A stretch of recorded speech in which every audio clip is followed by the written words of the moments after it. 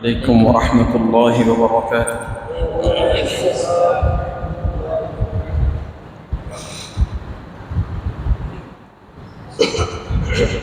إن الحمد لله والصلاة والسلام على رسول الله. أما بعد فقد قال الله تعالى في كلامه المجيد وفي فرقانه الحميد: أعوذ بالله من الشيطان الرجيم. بسم الله الرحمن الرحيم. ولتكن منكم أمة يدعون إلى الخير ويأمرون بالمعروف وينهون عن المنكر وأولئك هم المفلحون. وقال النبي عليه الصلاة والسلام: والله لأن يهدى بك رجل واحد خير لك من حمر النعم، أو كما قال عليه الصلاة والسلام. صدق الله العظيم وصدق رسوله النبي الكريم، ونحن على ذلك من الشاهدين والشاكرين، والحمد لله رب العالمين.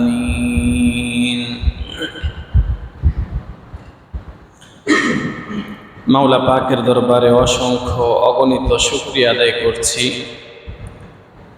যিনি আমাদেরকে ঈদ উল ফিতর উপলক্ষে যার যার গন্তব্য দেশের বাড়িতে গিয়ে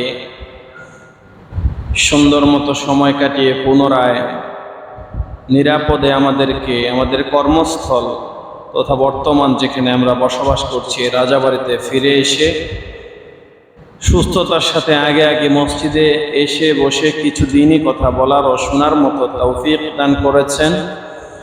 এজন্য রব্বে করিমের দরবারে অন্তঃস্থল থেকে শুকরিয়া আদায় করি, বলি আলহামদুলিল্লাহ। দাওয়াত ও তাবলীগের গুরুত্ব ও ফজিলত নিয়ে সংক্ষিপ্ত আলোচনা করব। যেহেতু রোজা শেষ, নতুন করে আমাদেরকে চলতে হবে, একটা বছরের প্রস্তুতি নিতে হবে, সেজন্য আমাদের কিছু দাওয়াতের কাজ করা দরকার। কারণ সমাজে এমন অনেক আমাদের মুসলিম ভাইয়েরা আছে, দাওয়াতের অভাবে অনেক সময় তারা পাপের মধ্যে জড়িয়ে থাকে। যদি আমরা সুযোগ করে তাদেরকে দাওয়াত দিতে পারি, সেটা হোক একাকী অথবা আমরা কয়েকজন মিলে, এই দাওয়াতের উসিলায় হতে পারে একজন মানুষ হেদায়েত পেয়ে যেতে পারেন। একজন মানুষ যদি আমার দাওয়াতের মাধ্যমে হেদায়েত পায়, একজন মানুষ যদি নামাজি হয়ে যায়, একজন আল্লাহ ভোলা মানুষ যদি আল্লাহ ওয়ালা হয়ে যায়, তো হতে পারে আমার নাজাতের জন্য ওই একজন মানুষকে দাওয়াত দেওয়াটাই যথেষ্ট হয়ে যেতে পারে। এজন্য দাওয়াত এর গুরুত্ব কি, এর ফজিলত কি, এ নিয়ে সংক্ষিপ্ত আলোচনা করব। প্রথম কথা হচ্ছে, এই যে দাওয়াত তথা আল্লাহর দিকে মানুষকে আহ্বান করা বা আল্লাহ বলা মানুষগুলোকে আল্লাহর সাথে পরিচয় করে দেওয়ার জন্য আহ্বান করা, এটা ইতিহাসের শুরু থেকে এ পর্যন্ত যত নবী রাসূল এসেছেন প্রত্যেকেরই কাজ, জিম্মাদারি, প্রত্যেকের জন্যই এটা ফরজ ছিল। যেমনটা কোরআনের মধ্যে আল্লাহ রাব্বুল আলামিন তুলে ধরেছেন। আল্লাহ তাআলা বলছেন, وَإِلَى عَادٍ أَخَاهُمْ هُودًا قَالَ يَا قَوْمِ اعْبُدُوا اللَّهَ مَا لَكُمْ مِنْ إِلَٰهٍ غَيْرُهُ। আল্লাহ রাব্বুল আলামিন বলেন, আদ জাতির নিকটে তাদের ভাই হুদ গিয়েছে। হুদ যাওয়ার পরে হুদ আলাইহিস সালাম তাদেরকে বলেছে, ক্বালা ইয়া কওমি ইবুদুল্লাহা মা লাকুম মিন ইলাহিন গায়রুহু। ইয়া কওম, হে আমার গোত্র শুনো, হে আমার সম্প্রদায়ের লোক, উবুদুল্লাহ, তোমরা একমাত্র আল্লাহর ইবাদত করো, মা লাকুম মিন ইলাহিন গায়রুহু, আল্লাহ রাব্বুল আলামিন ছাড়া তোমাদের জন্য আর কোনো প্রভু নাই, সুতরাং তোমরা একমাত্র আল্লাহ রাব্বুল আলামিনের ইবাদত করো। একইভাবে আল্লাহ রাব্বুল আলামিন বলেন, ওয়া ইলা সামুদ আখাহুম সালিহা ক্বালা ইয়া কওমি ইবুদুল্লাহা মা লাকুম মিন ইলাহিন গায়রুহু। ওয়া ইলা সামুদ, সামুদ জাতির নিকটে আল্লাহ রাব্বুল আলামিন তাদের ভাই সালেহ আলাইহিস সালামকে পাঠিয়েছেন। ওয়া ইলা সামুদ আখাহুম সালিহা, সালেহ আলাইহিস সালাম তার সম্প্রদায় সামুদ জাতির নিকটে এলেন। দাওয়াতের কাজ করতে গিয়ে তিনি বলেন, ইয়া কওমি ইবুদুল্লাহা মা লাকুম মিন ইলাহিন গায়রুহু, হে আমার কওম, হে আমার সম্প্রদায়, হে আমার ভাইয়েরা শুনো, একমাত্র আল্লাহ রাব্বুল আলামিনের ইবাদত করো, আল্লাহ ছাড়া আর কেউ নাই, কোনো মাবুদ নাই। সুতরাং আল্লাহর সাথে সম্পর্ক করে দেওয়ার জন্য সালেহ আলাইহিস সালাম তার জাতিকে দাওয়াত দিয়েছেন। শুআয়ব আলাইহিস সালাম একই দাওয়াত দিয়েছেন। আল্লাহ তাআলা বলেন, ওয়া ইলা মাদিয়ানা আখাহুম শুআয়বা ক্বালা ইয়া কওমি ইবুদুল্লাহা মা লাকুম মিন ইলাহিন গায়রুহু। শুআয়ব আলাইহিস সালাম মাদিয়ানবাসীকে ডাক দিয়ে বলেন, হে আমার কওম, হে আমার সম্প্রদায় শোনো, আল্লাহ ছাড়া কোনো মাবুদ নাই, তোমরা আল্লাহর ইবাদত করো। আল্লাহ বলেন, ওয়া লাকাদ আরসালনা নূহান ইলা কওমিহি, নূহ আলাইহিস সালামকে তার কওমের নিকটে পাঠানো হলো। নূহ আলাইহিস সালামও একই দাওয়াত দিল, ইয়া কওমি ইবুদুল্লাহ মা লাকুম মিন ইলাহিন গায়রুহু, হে আমার সম্প্রদায়, হে আমার ভাইয়েরা, হে আমার গোত্রের লোকেরা শোনো, আল্লাহ ছাড়া কোনো মাবুদ নাই, সুতরাং তোমরা আল্লাহ রাব্বুল আলামিনের ইবাদত করো। অর্থাৎ শুরু থেকে নিয়ে শেষ পর্যন্ত যত নবী রাসূল এসেছেন, প্রত্যেক নবী এবং প্রত্যেক রাসূলের এই কাজই ছিল, প্রত্যেকটা মানুষকে, প্রত্যেকটা গোত্রের লোকদেরকে যেন আল্লাহ রাব্বুল আলামিনের সাথে সুসম্পর্ক করে দেওয়া যায়। তার মানে হলো দাওয়াত দেওয়াটা সমস্ত নবী রাসূলদের কাজ। সমস্ত নবী রাসূলদের যে কাজ আল্লাহ রাব্বুল আলামিন নবীদের থেকে নিয়েছেন, মুহাম্মদ সাল্লাল্লাহু আলাইহি ওয়াসাল্লামের উম্মতের শ্রেষ্ঠত্ব হলো এই উম্মতকেই আল্লাহ রাব্বুল আলামিন নবীওয়ালা কাজ দান করেছে। সুবহানাল্লাহ। যে কাজটা মুহাম্মদ সাল্লাল্লাহু আলাইহি সাল্লামের আগমনের আগ পর্যন্ত অন্যান্য নবী রাসূলদের কাজ ছিল, সেই কাজটাই নবুয়তের ধারাবাহিকতা বন্ধ হয়ে যাওয়ার কারণে, নবুয়তের সিলসিলা খতম হয়ে যাওয়ার কারণে, আর নতুন করে কোনো নবী রাসূল আসার দরজা বন্ধ হয়ে যাওয়ার কারণে এই কাজটাই আল্লাহ রাব্বুল আলামিন মুহাম্মদ সাল্লাল্লাহু আলাইহি ওয়াসাল্লামের উম্মত তথা আমাদের মাধ্যমে নিচ্ছেন। আমরা কতটা সৌভাগ্যবান, আমরা সেই কাজ করছি যে কাজটা যুগে যুগে আল্লাহ রাব্বুল আলামিন নবীদের মাধ্যমে করিয়েছেন। সুবহানাল্লাহ। তাহলে যেহেতু এই কাজটা সমস্ত নবী রাসূলের ছিল, আমাদের নবীও এর বিপরীত ছিলেন না। আমাদের নবীও এই একই কাজ করেছেন। কখনো তিনি গোপনে দাওয়াত দিয়েছেন, কখনো তিনি প্রকাশ্যে দাওয়াত দিয়েছেন। কোরআন নাজিল হওয়ার আগ পর্যন্ত তিনি গোপনে গোপনে মানুষদেরকে আস্তে আস্তে দাওয়াত দিলেন। এরপরে যখন কোরআনের ওই আয়াত নাজিল হয়ে গেল, ওয়া আনজির আশীরাতাকাল আকরাবিন, আল্লাহ রাব্বুল আলামিন যখন আয়াত নাজিল করে দিলেন, হে নবী, আপনি আপনার আশপাশে যারা আছে, আপনার প্রতিবেশী যারা আছে, আপনার নিকটতম যারা আছে, তাদের কাছে দ্বীনের দাওয়াত পৌঁছে দেন।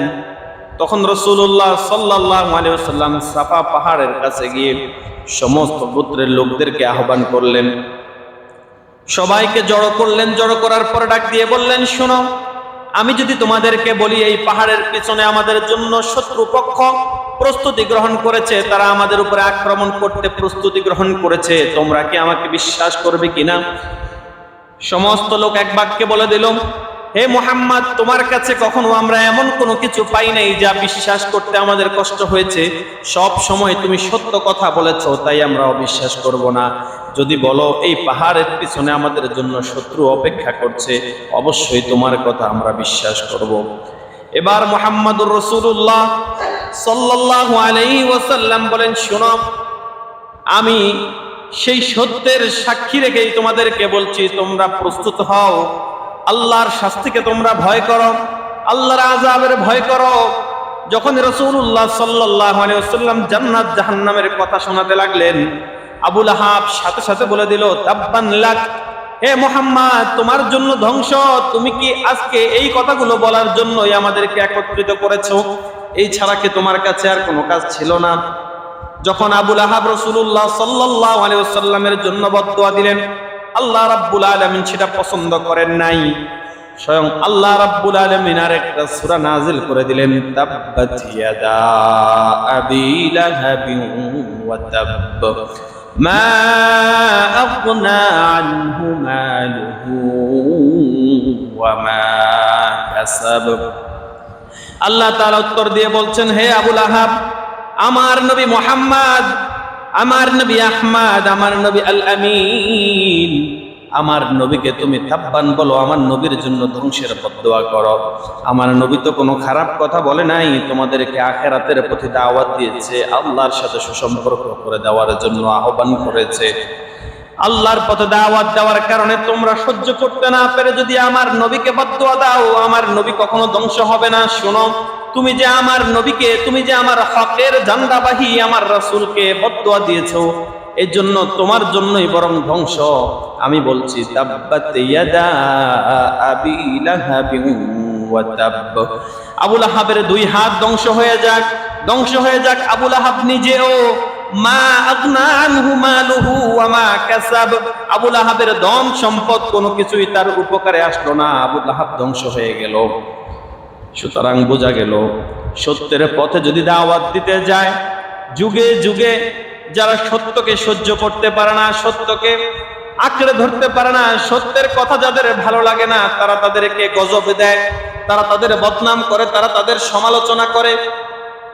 পক্ষান্তরে আল্লাহ রাব্বুল আলামিন এটাও শিখিয়ে দিলেন, কোন পাপিষ্ঠ যদি হকের আওয়াজকে, হকের দাওয়াতকে গ্রহণ করতে না পেরে কোন হকপন্থীকে গালাগালি করে বা বদদুয়া দেয়, এই বদদুয়ার কারণে হকপন্থী কোনো আল্লাহওয়ালার কোনো ক্ষতি হয় না, বরং যেই লোকটা আল্লাহওয়ালা তথা দ্বীনের পথের দাওয়াত দেনওয়ালা দাঈকে গজব দেবে, ওই লোকের জন্যই বরং আল্লাহর পক্ষ থেকে ধ্বংস নেমে আসবে। নাউযুবিল্লাহ।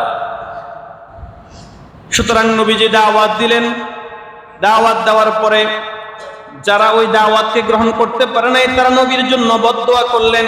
ওই বদদুয়ার জবাবে স্বয়ং আল্লাহ রাব্বুল আলামিনও যারা বদদুয়া করেছে তাদের জন্য বদদুয়া দিলেন। ওই সমস্ত লোকের বদদুয়ায় যদিও নবীজি সাল্লাল্লাহু আলাইহি ওয়াসাল্লামের কোনো ক্ষতি হয় নাই, কিন্তু আল্লাহর অভিশাপের কারণে আবু লাহাব চিরতরে ধ্বংস হয়ে গিয়েছে। সুতরাং যদি সত্য গ্রহণ করতে নাও পারি, সত্যের দাওয়াত দিলে যদি আমল করতে নাও পারি, এরপরেও কখনো দুঃসাহস দেখিয়ে সত্যের বিরোধিতা করব না। যারা সত্যের দাওয়াত দেয় তাদের সাথে কখনো দুরাচরণ বা খারাপ আচরণ করব না। যদি কোনো কারণে কোরআন ওয়ালার সাথে দুর্ব্যবহার, দুরাচরণ করি, খারাপ ব্যবহার করি, তাহলে বোঝা যাবে আবু লাহাবের বংশধর হিসেবে ধ্বংস অনিবার্য হিসেবে নেমে আসবে। তাহলে নবীজি গোপনেও দাওয়াত দিয়েছিলেন, এরপরে প্রকাশ্যেও তিনি দাওয়াত দিয়েছিলেন। আর এই দাওয়াত দেওয়ার জন্য নবীজি সাল্লাল্লাহু আলাইহি ওয়াসাল্লামকে স্বয়ং আল্লাহ রাব্বুল আলামিন নির্দেশ দিয়েছেন। আল্লাহ তাআলা বলেন, ইয়া আইয়ুহার রাসূল বাল্লিগ মা উনজিলা ইলাইকা মির রাব্বিক ওয়া ইল্লাম তাফআল ফামা বাল্লাগতা রিসালাতাহু ওয়াল্লাহু ইয়াসিমুকা মিনান নাস ইন্নাল্লাহা লা ইয়াহদিল কওমাল কাফিরিন। আল্লাহ রাব্বুল আলামিন রাসূলুল্লাহ সাল্লাল্লাহু আলাইহি ওয়াসাল্লামকে ডাক দিয়ে বলেন, ইয়া আইয়ুহার রাসূল, হে আমার রাসূল শুনুন, বাল্লিগ মা উনজিলা ইলাইকা মির রাব্বিক, আপনার রবের পক্ষ থেকে আপনার উপরে যা কিছু নাজিল করা হয়েছে আপনি তার প্রচারণা করুন, আপনি মানুষের নিকটে সেগুলো পৌঁছে দেন, হকের দাওয়াত দিতে থাকুন। যদি আপনি হকের দাওয়াত দেওয়া থেকে পিছপা হন, ওয়া ইল্লাম তাফআল, আপনি যদি এই কাজটা না করেন, ফামা বাল্লাগতা রিসালাতাহু, তাহলে আল্লাহ যে রিসালাতের কারণে আপনি নবীকে সম্মানিত করেছে সেই রিসালাতের দায়িত্বটাই আপনি পালন করেন নাই। তবে শুনেন, হে নবী, হে মুহাম্মদ, হে রাসূল, এই দাওয়াত দেওয়ার কারণে যদি কোনো রকমের বাধা আসে, আপনার উপরে যদি কোনো রকমের আক্রমণ হয়, সেই আক্রমণের কারণে ভয় পাওয়ার কোনো কারণ নাই। কারণ আপনি ওই আল্লাহ রাব্বুল আলামিনের দাওয়াত দিচ্ছেন, ওই আল্লাহর দ্বীনের প্রচার করছেন, যে আল্লাহ রাব্বুল আলামিনের কাছে আপনাকে প্রোটেকশন দেওয়ার মতো আর আপনাকে হেফাজত করার মতো ক্ষমতা আছে। সুতরাং শুনেন, ওয়াল্লাহু ইয়াসিমুকা মিনান নাস, এই দাওয়াত দিতে গিয়ে মানুষের যত বাধা আসবে, মানুষের যত ষড়যন্ত্রের শিকার হবেন, যত আক্রমণের শিকার হবেন, আপনি টেনশন করবেন না। স্বয়ং আল্লাহ রাব্বুল আলামিন মানুষের এই অনিষ্টতা থেকে আপনাকে হেফাজত করবে। সুতরাং আল্লাহ রাব্বুল আলামিন আল্লাহর পথে দাওয়াত দেনেওয়ালা লোকদের হেফাজতের জিম্মাদার।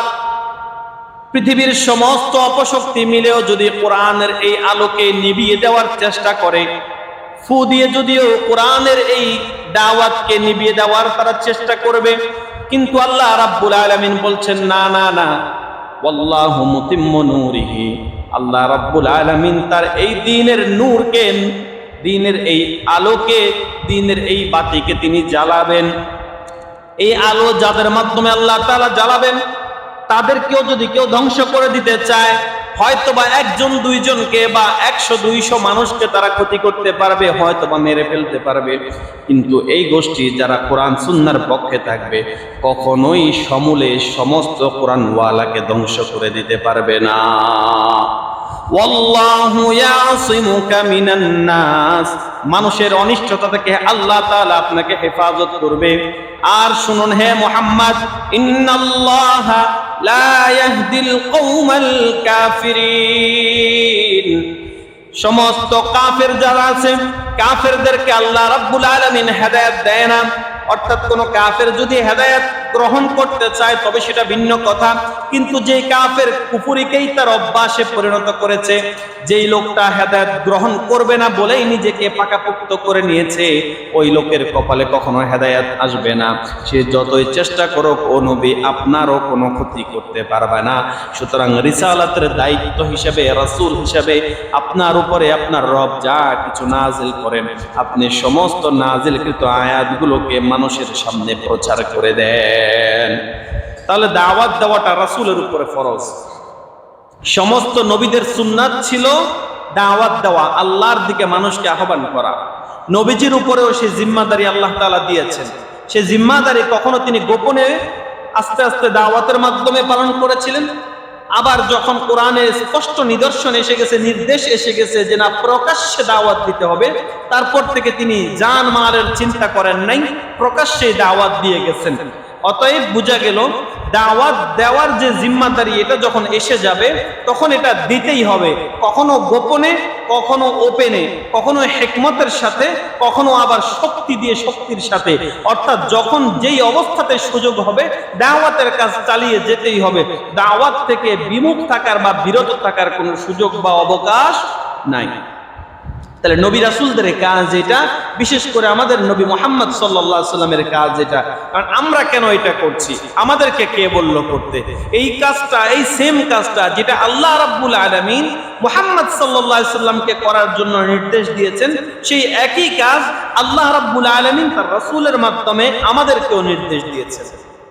যেমনটা রাসূলুল্লাহ সাল্লাল্লাহু আলাইহি ওয়াসাল্লাম বলেন, বাল্লিগু আন্নী ওয়ালাউ আয়া, বাল্লিগু, রাসূল বলছেন সাহাবায়ে কেরাম সহ অন্যান্য উম্মতদেরকে বলছেন বাল্লিগু আন্নী, আমার পক্ষ থেকে যা কিছু তোমরা শোনো, যা কিছু তোমরা শিখতে পারো, বাল্লিগু, তোমরা সেটা অন্যদের কাছে পৌঁছে দাও, ওয়ালাউ আয়াতান, যদিও ছোট একটা আয়াত হয়। অর্থাৎ নবীজি বলছেন আমার কাছ থেকে যা কিছু পাবে তা মানুষের মাঝে বিলিয়ে দাও। সাহাবায়ে কেরাম যেটা রাসূল থেকে পেয়েছেন সেটা সাহাবায়ে কেরাম অন্যান্যদের মাঝে বিলিয়ে দিয়েছেন, দাওয়াত দিয়েছেন। তাবেঈনরা যেখান থেকে পেয়েছেন তাবেঈনের মাঝে পৌঁছে দিয়েছেন। তাবেঈন যাদের মাধ্যমে পেয়েছেন পুরো পৃথিবীর মধ্যে ছড়িয়ে দিয়েছেন। আমরাও যখন কোরআন হাদিসের কিছু কথা জানবো, কোনো কথা শিখতে পারবো, আমাদেরও জিম্মাদারি হয়ে যায়, আমাদের জন্য ফরজ হয়ে যায় নিজের দ্বীনের যে বিষয়টা শিখলাম সেটা অন্য অপর মুসলমান ভাইকে শেখাতে হবে। জানলাম অনেক কিছু, কিন্তু মানুষকে জানালাম না, নিজেও আমল করলাম না, এই জানা আমাদের নাজাতের কারণ হতে পারবে না।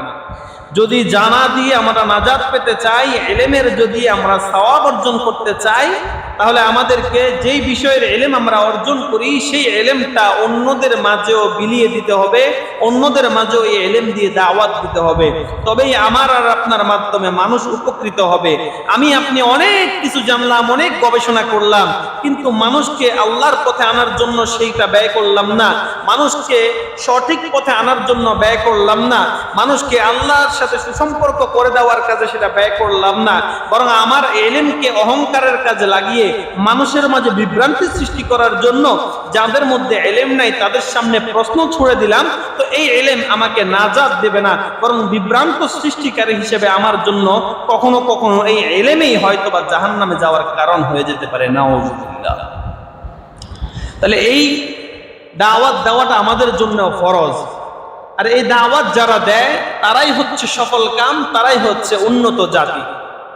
যেমনটা আল্লাহ রাব্বুল আলামিন পবিত্র কোরআনের মধ্যে বলছেন, ওয়ালতাকুম মিনকুম উম্মাতুন ইয়াদউনা ইলাল খায়রি ওয়া ইয়া'মুরুনা বিল মা'রুফি ওয়া ইয়ানহাউনা আনিল মুনকার ওয়া উলাইকা হুমুল মুফলিহুন। ওয়ালতাকুম মিনকুম, তোমাদের মধ্য থেকে একটা জাতি এমন হোক, ইয়াদউনা ইলাল খায়র, যারা মানুষকে কল্যাণের পথে আহ্বান করবে। ওয়ালতাকুম মিনকুম উম্মাতুন, এমন একটা উম্মত হবে, ইয়াদউনা ইলাল খায়র, মানুষকে কল্যাণের দিকে ডাকবে। ইয়া'মুরুনা বিল মা'রুফ, মানুষকে সৎ কাজের নির্দেশ দেবে। ওয়া ইয়ানহাউনা আনিল মুনকার, গর্হিত নিষিদ্ধ মন্দ কাজ দেখলে তারা বাধা দেবে।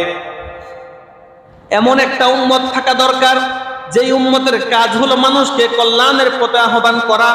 কোনো একটা ভালো কাজের সুযোগ পেলেই মানুষকে দাওয়াত দেওয়া, কোনো একটা খারাপ কাজ বা মন্দ কাজ হচ্ছে দেখলেই সেটা থেকে বাধা দেওয়া। এই কাজটা যারা করবে তারাই হচ্ছে উত্তম জাতি। আল্লাহ বলছেন, ওয়া উলাইকা হুমুল মুফলিহুন, এই কাজটা যারা করবে তারাই হচ্ছে একমাত্র সফল কাম।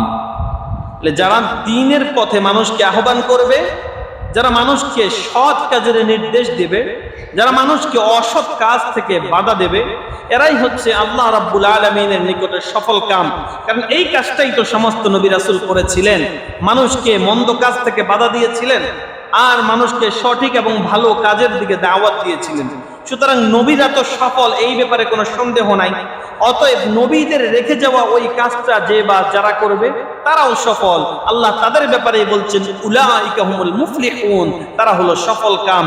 সুতরাং যদি আমরা সফল কাম হতে চাই, আমাদের কাজগুলো যখনই আমাদের যেই অ্যাঙ্গেলে যেখান থেকে যেটুকু সুযোগ পাবো সেটুকু আমরা দাওয়াতের কাজে ছড়িয়ে পড়ব। আমরা মানুষকে নামাজের দিকে ডাকবো, আমরা মানুষকে হালালের দিকে আহ্বান করব, মানুষকে রোজার দিকে আহ্বান করব, মানুষকে কল্যাণের দিকে আহ্বান করব। কোনো মানুষ যদি প্রকাশ্যে কিংবা অপ্রকাশ্যে গুনাহ করতেছে, তার গুনাহের কারণে সে নিজেও ক্ষতিগ্রস্ত হচ্ছে, অন্য মানুষকেও সে ক্ষতিগ্রস্ত করছে, আমাদের কাজ হলো, আমাদের জিম্মাদারি হলো তাকে আস্তে আস্তে করে দাওয়াত পৌঁছে দেওয়া, যে আপনি যেইভাবে লাইফ লিড করছেন, আপনি যেভাবে জীবন পরিচালনা করছেন, এতে আপনি নিজেও ক্ষতিগ্রস্ত হচ্ছেন, আপনার দ্বারা সমাজও ক্ষতিগ্রস্ত হচ্ছে, সমাজটা নষ্ট হচ্ছে। দয়া করে আপনি ফিরে আসুন, একদিন, 2 দিন, 3 দিন আমরা আমাদের দাওয়াতের কাজ চালিয়ে যাব। এইরকম বলবো না, আরে ওরে দাওয়াত দিয়ে লাভ নাই, 10 দিন দাওয়াত দিছি ও আসে না, ওরে দাওয়াত দিলে লাভ নাই, ওর কপালে হেদায়েত নাই। নাউজুবিল্লাহ, এইরকম কথা মুখে আনা তো দূরে থাক, অন্তরেও কোনোভাবে আনা যাবে না। কারণ মানুষের শেষ নিঃশ্বাস ত্যাগ করার আগ পর্যন্ত একজন জীবিত মানুষ সে যতই খারাপ থাকুক সে ভালো হওয়ার সম্ভাবনা রয়েছে। একইভাবে যতই আমাদের চোখে দেখা আল্লাহর ওলি হোক না কেন, হতে পারে আমার আর আপনার চোখে দেখা আছে জীবন্ত জান্নাতি, কিন্তু আল্লাহ না করুক নিঃশ্বাস ত্যাগ করার আগ পর্যন্ত সুযোগ রয়েছে, চান্স রয়েছে, যে কোনো মুহূর্তে এমন কোনো কথা বা এমন কোনো কাজ তার দ্বারা হয়ে যেতে পারে যার দ্বারা তার জীবনের সমস্ত নেক আমল বরবাদ হয়ে মুহূর্তের মধ্যে সে জাহান্নামী হয়ে যেতে পারে। নাউযুবিল্লাহ। এজন্য কারো ব্যাপারে এরকম মন্তব্য আমরা করব না, আরে অমুকের দাওয়াত দিয়ে লাভ নাই, অমুকের কথা আর বললেন না, এই এলাকার মধ্যে সব থেকে খারাপ থাকলে একমাত্র অমুকেই আছে, আরে দূর বাদ দেন এর কথা। ওরা যদি নামাজের দাওয়াত আপনি দিতে যান আপনার ঈমান খেয়ে দিবে, সাবধান, এগুলো বলা যাবে না। এই কথা যদি চিন্তা করতো, আল্লাহ রাব্বুল আলামিন যুগে যুগে এত নবী রাসূল পাঠিয়েছেন, প্রত্যেক নবী রাসূল দাওয়াত দিতে গিয়ে বাধাগ্রস্ত হয়েছেন, তাহলে তো নবী রাসূলরা এটাই বলতেন, আগের নবী দাওয়াত দিল হইল না, নূহ আলাইহিস সালাম দাওয়াত দিল সে হেদায়েত পাইল না, ইব্রাহিম আলাইহিস সালামের দাওয়াতে সে হেদায়েত পাইল না, মুসা নবীর দাওয়াতে হেদায়েত পাইল না, ঈসা নবীর দাওয়াতে হেদায়েত পাইল না, তা আমি মুহাম্মাদের দাওয়াতে দেয়ার আর কি হেদায়েত পাবে? তাহলে আর দাওয়াত দিয়ে লাভ নাই। এই কথা তো তাহলে নবীরাও বলতে পারতেন বা সাহাবারাও বলতে পারতেন যে আল্লাহর নবীর দাওয়াত পেয়ে আসে ইসলাম গ্রহণ করে নাই, আমাদের দাওয়াতে কি আর ইসলাম গ্রহণ করবে? তাহলে দাওয়াতের এই ধারাবাহিকতারই কোনো প্রয়োজন ছিল না। কিন্তু এটা বলার কোনো সুযোগ নাই, একমাত্র কারণ হলো কার কপালে কখন হেদায়েত আল্লাহ রাব্বুল আলামিন লিখে রাখছেন এটা আমরা কেউ জানি না। আর তার চেয়েও বড় কথা হলো আমার দাওয়াতে কে হেদায়েত পেল কি পেল না, এটার চেয়ে বড় বিষয় হলো আমি তো অন্তত দাওয়াতের কাজের যে সওয়াব সেটা তো অর্জন করা আমার দরকার আছে।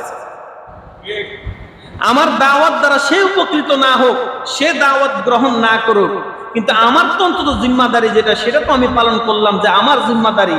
যেমন আমরা অনেক সময় আমাদের বিয়ে শাদীতে অনেককে দাওয়াত দিই, দেখা গেল যে আমরা জানি এমন কিছু আমাদের আত্মীয় থাকে, এমন কিছু আমাদের পরিচিত লোক থাকে যারে আমি দাওয়াত দিলে আসবে না বলে আমি জানি, কিন্তু এরপরেও কেন দাওয়াত দেই? যেন সে এটা বলতে না পারে আমি আসবো না, এই গায়েবের খবর তোমারে কে দিছিল, আমার তো একবারের জন্য তুমি বললা না, আমি এত খারাপ হয়ে গেলাম।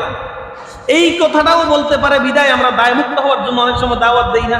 তার দাওয়াত দেওয়ার কোনো দরকার ছিল না হয়তো বা আমি চাইও না যে সে আসুক, এরপরেও বলতে হয় কখনো কখনো ফর্মালিটি যদি না দেই হয়তো বা অনুষ্ঠানের মধ্যে এসে বাধা দেবে, অথবা পরবর্তীতে কোনো ক্ষতি করে বসে থাকবে, ভয়ে হলেও আমরা এটা করি।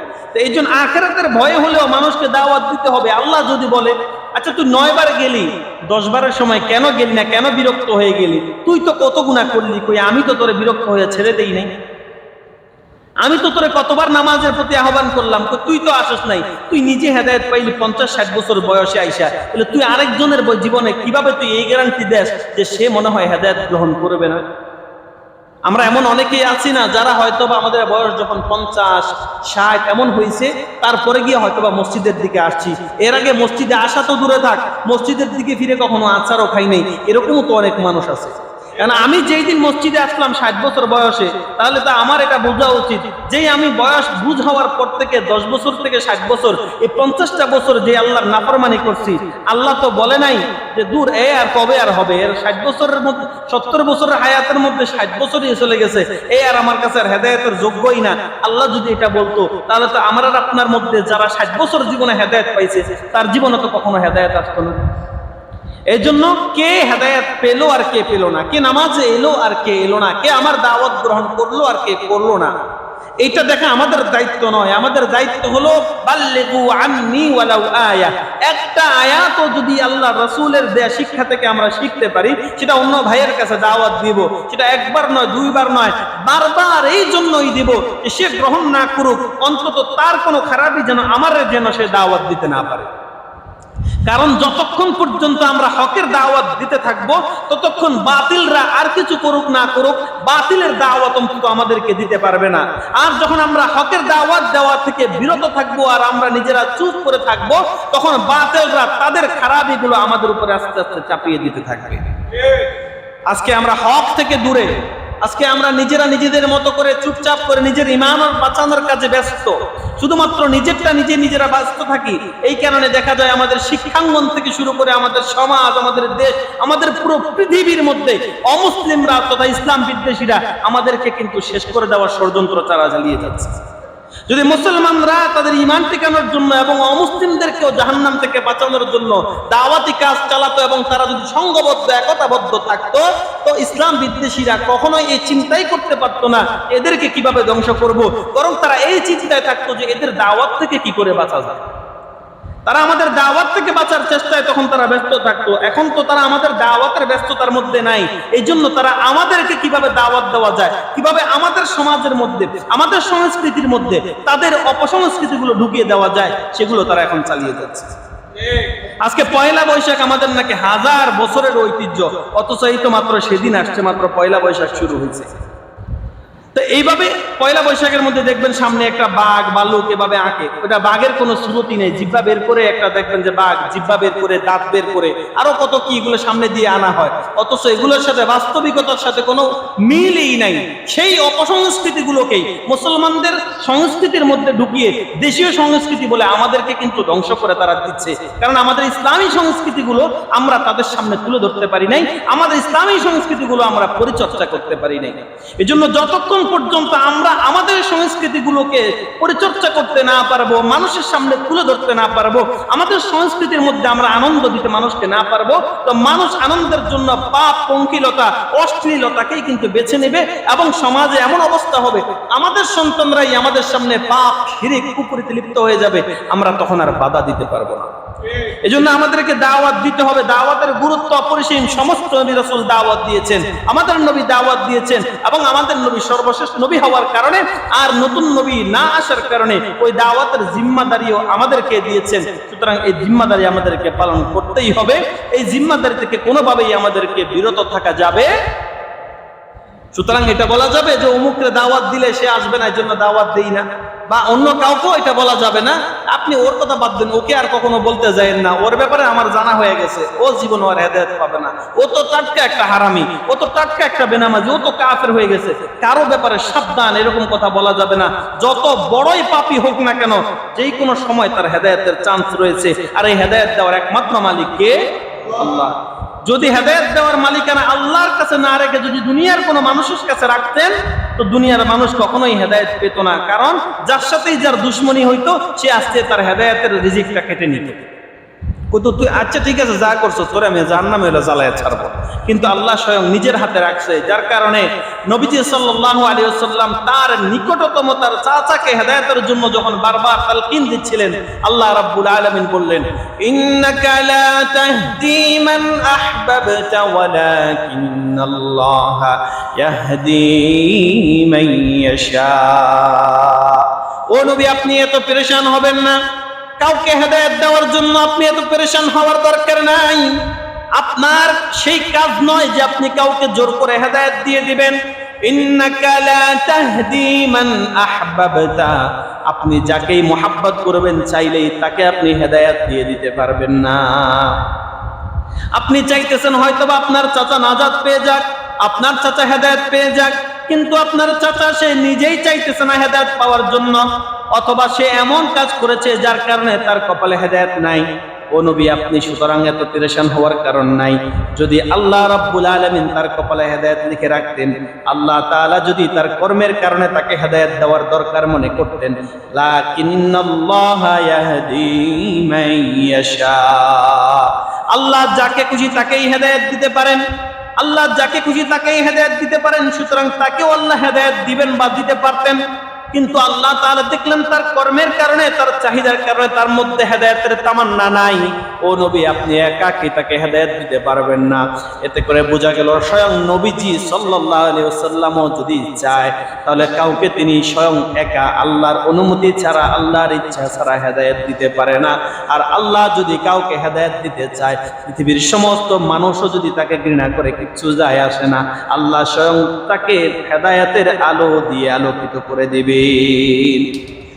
অনেক পাপী আছে, আপনারা একজনের নামে শুনেছেন, বুখারী শরীফের মধ্যে হাদিস এসেছে, যে কিনা 99টা হত্যা করেছে। 99টা হত্যা করার পরে ওই যুগের একজন শ্রেষ্ঠ আলেমের কাছে গিয়ে বলতেছে, আচ্ছা আমি তো 99টা হত্যা করে ফেলেছি, এখন আমার মনে হচ্ছে যেন এটা আমি অন্যায় করেছি, তাহলে কি আমার এই অন্যায়ের মাপ হবে কিনা, আমি কি ক্ষমা পাবো কিনা? ওই আলেম যখন শুনলেন যে 99টা হত্যা যে করেছে সে আবার ক্ষমা পায় কি করে, তিনি কঠোরভাবে বলে দিলেন, তোমার কপালে আবার ক্ষমা, 99টা হত্যা করছো, তুমি বাবা ক্ষমা, তোমার কপালে ক্ষমা নাই। ওই লোকটা বলল, তো যদি ক্ষমা নাই পাই, ক্ষমা যদি আমার কপালে নাই থাকে, তো তুমি আর বেঁচে থেকে লাভ কি? আমার 99টা 99 না রেখে বরং 100 করে সেঞ্চুরি করি, তো তারেও হত্যা করে ফেলছে। এখন 99টা ছিল, 100র সময় সে যখন বলল তোমার কপালে হেদায়েত নাই, সে নিরাশ হয়ে বলে দিল, যেহেতু ক্ষমাই পাবো না, গুনাহ যেহেতু করছি, শাস্তি যেহেতু পাবোই, তো তোমার মতো লোকের বাঁচায় রেখে লাভ নাই, যে কিনা আমার গুনার ব্যাপারে আমার টিটকারি করতে পারে, আমি তোমারও শেষ করলাম। তাকেও শেষ করে দিয়ে তারপরে এবার একটু হেঁটে সামনের দিকে আরেকজনকে জিজ্ঞাসা করলো, ওই ভাই, আমি তো 99টা খুন করার পরে একজনের কাছে গেলাম, সে তো বললো আমি নাকি ক্ষমা পাবো না, তো তারেও শেষ করে দিছি, এখন আপনি কি বলেন, আমি কি ক্ষমা পাবো, নাকি আপনিও বলেন আমার ক্ষমা নাই? কারণ এই লোকটা কি বলবে বলেন, তারও তো একটা জাতের ভয় আছে। তো উনি বলতেছে, না আসলে তো বিষয়টা এরকম না, আপনি গুনাহ করছেন এটা ঠিক আছে, কিন্তু আপনার গুনাহের চেয়ে আল্লাহর ক্ষমা আরো বেশি। আপনি চাইলে আল্লাহর কাছে ক্ষমা যদি চান, আল্লাহ আপনাকে ক্ষমা করতে পারে। এই যে আশা দিল, এই আশাটা হোক সে নিজেকে বাঁচানোর জন্য দিছে, অথবা সত্যিকার অর্থেই তো এমনই যে আল্লাহ চাইলে তো তাকে ক্ষমা করতে পারে। তো এখন সে যেহেতু আশা পাইছে, তাহলে বলতো, তাহলে আমার করণীয় কি? তো করণীয় হলো, আপনি যে এলাকার মধ্যে আছেন এই এলাকাটা ছেড়ে দিতে হবে। কেন ছেড়ে দিতে হবে? কারণ এই এলাকাটা আপনার এমন হয়ে গেছে, এখানে যখন তখন যারা তারা আপনি শোয়াই দিতে পারবেন, আপনার একটা ভিতরে পাওয়ার কাজ করে। আপনি জানেন ভালোভাবেই এখানে যদি আমি খুন খারাপি করি, এখানে আমাকে বলার মতো কেউ নাই। এই জন্য আপনি ক্ষমা চাইলেও আপনি ওইটার উপরে অটল থাকতে পারবেন না। এই পরিবেশটা বড় খারাপ, এখানের আবহাওয়া বড় খারাপ, আপনার সাথে এটা ম্যাচ হবে না, এই জন্য আপনি এলাকাটা ছেড়ে দিয়ে চলে যান। এটার মধ্যেও ভালো দিক হতে পারে, হয়তোবা তার পরিবেশের কারণেই বলছে, অথবা এই লোকটা থাকলে যে কোনো সময় ক্ষমা না পাইলে এই লোকেরা এসে শোয়াই দিতে পারে, এর জন্যও হতে পারে। যে কারণে হোক বলে দিছে যে আপনি এলাকা ছেড়ে চলে যান, তাহলে হয়তোবা আল্লাহ আপনাকে মাফ করবে। কারণ এই এলাকার যে বাতাস, এই বাতাস আপনার সাথে সুট করবে না, যেই আপনার সাথে উচ্চ বাক্য করবে আপনি তারই শোয়াই দিবেন। এই জন্য ক্ষমা যদি পেতে চান, এই এলাকা ছেড়ে আপনি অন্য এলাকাতে গিয়ে থাকেন। তো তিনি হুজুরের এই কথাটাকে বিশ্বাস করে এলাকা ছেড়ে তওবার উদ্দেশ্যে এই এলাকা থেকে বের হয়েছেন। প্রতিমধ্যেই যে এলাকাতে যাচ্ছেন ওই এলাকাতে যাইতেও পারে নাই, তার আগেই তার মরণ হয়ে গেছে। ফেরেশতারা তার জান কবজ নিয়ে যুদ্ধ লেগে গেছে, কে তার জানটা কবজ করবে। খারাপ জান কবজ যারা করে, যে ফেরেশতারা, তারা বলতেছে আমরা তার জান কবজ করব, কারণ এই লোকের তো কোনো নেক আমলই নাই, এখনো তো তওবা করেই নাই, মাত্র তওবার জন্য অন্য এলাকাতে যাচ্ছে। আর নেকের ফেরেশতারা বলতেছে আমরা তার জান কবজ করব, কারণ সে তো খারাপ ছেড়ে দিয়ে ওই এলাকা থেকে অলরেডি চলেই আসছে। সুতরাং তার খারাপ যখন সে ছেড়ে দিয়েছে, ভালো কাজের যখন নিয়ত করেছে, আর আল্লাহ তাআলা বলেছেন মানুষ যখন নেক আমল শুরু করে তো ইউযহিবনাস সাইয়্যাত, তার মন্দ কাজগুলো তার ভালো কাজের দ্বারা নিমিষেই মুছে যায়। সুতরাং এই লোকের তো নেক আমলের চিন্তা এবং তওবার নিয়ত করার সাথে সাথে তার সমস্ত গুনাহ তো আল্লাহ মাফ করে দিয়েছেন, অতএব তার জান আমরা কবজ করব। সুবহানাল্লাহ। আল্লাহ রাব্বুল আলামিন ফেরেশতাদেরকে বলে দিলেন, শোনো, তাহলে তোমরা এলাকা মাপো, যে সে যে এলাকাতে ছিল এতদিন পর্যন্ত, যে এলাকা থেকে যে সে নতুন এলাকায় যাচ্ছে, এই দুই এলাকার মাঝখানে দূরত্ব কত, সে যেখানে মৃত্যুবরণ করেছে ওই জায়গাটা সে এতদিন যেখানে ছিল ওই জায়গার কাছাকাছি, নাকি সে যেখানে মৃত্যুবরণ করেছে ওই জায়গা থেকে সে যে নতুন এলাকায় যাচ্ছে ওই নতুন এলাকাটা কাছাকাছি। ধরেন রাজাবাড়ি থেকে গেন্ডা যাচ্ছে, দূরত্ব 1 কিলোমিটার, সে যেখানে মৃত্যুবরণ করেছে ওই জায়গাটা যদি সে রাজাবাড়ি থেকে 400 মিটারের মধ্যে যদি মারা যায়, তার মানে সে এখনো রাজাবাড়ির মধ্যে আছে। যদি সে 600 মিটারের মধ্যে গিয়ে মরে, তার মানে বোঝা গেল রাজাবাড়ি সে বেশিরভাগ অতিক্রম করে সে গেন্ডার কাছাকাছি গেছে। অতএব বোঝা গেল যে মাপো যে সে কোন জমিনের দিকে বেশি। আল্লাহ তাআলাও জানতেন যে এই লোকটা এখনো পর্যন্ত ওই এলাকা পার হতে পারে নাই, কিন্তু আল্লাহ রাব্বুল আলামিন জমিনকে নির্দেশ দিলেন যে মাপের মধ্যে এমন আসছে যে সে যে এলাকাটা ছাড়ছে ওই এলাকার তুলনায় যেই দিকে যাচ্ছিল ওই এলাকাটা তার কাছাকাছি হয়ে গেল। নেকের ফেরেশতারা তার জান কবজ করে নিল, ওই লোকটা জীবনের সমস্ত গুনাহগুলোর জন্য মাপ পেয়ে গেল। এখন দেখেন এই লোকটা নেক আমল এখনো করতেই পারে নাই, মাত্র নিয়ত করছে, মাত্র নিয়ত করে এলাকা থেকে সে নতুন এলাকায় যাচ্ছে। আল্লাহ তাআলা কিন্তু তাকে হেদায়েত দিয়ে দিয়েছে, আল্লাহ তাআলা কিন্তু তাকে মাফ করে দিয়েছে, সে কিন্তু জান্নাতি হয়ে গেছে। তার কথা বুখারী শরীফের মধ্যে চলে আসছে, মুসলিম হিসেবে অস্বীকার করার কোনো সুযোগ আমাদের নাই। তাহলে দেখেন হেদায়েত কখন কে পাবে? 100 খুন করার পরেও সে কি হেদায়েত থেকে বঞ্চিত, না হেদায়েত সে প্রাপ্ত?